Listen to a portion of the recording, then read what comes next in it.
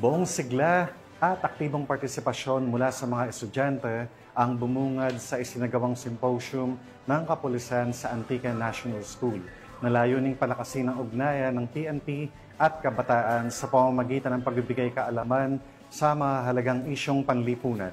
Ang balitang hatid ni Patrolwoman Julibel Alvior sa report.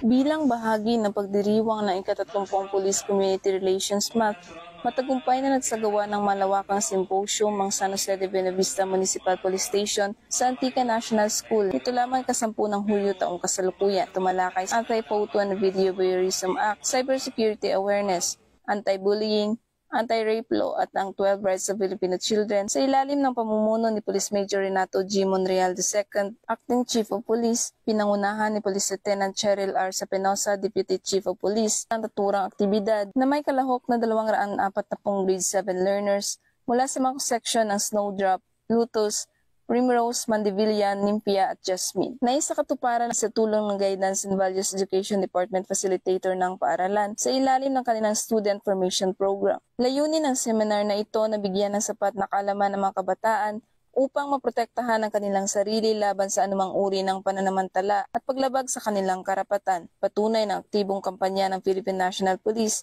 sa pagpapalawak ng kaalaman sa mga kabataan bilang katuwang sa pagbuo ng mas ligtas, disiplinado at responsableng komunidad alinsunod sa direktiba ni Chief PNP Police General Nicolas D. Torre III dahil sa bagong Pilipinas ang gusto ng pulis, ligtas ka. Mula dito sa Western Visayas, ako ang inyong Police News Network Correspondent, Patrolwoman Julibel Alvior, alagad ng batas, tagataguyod ng balitang pulis.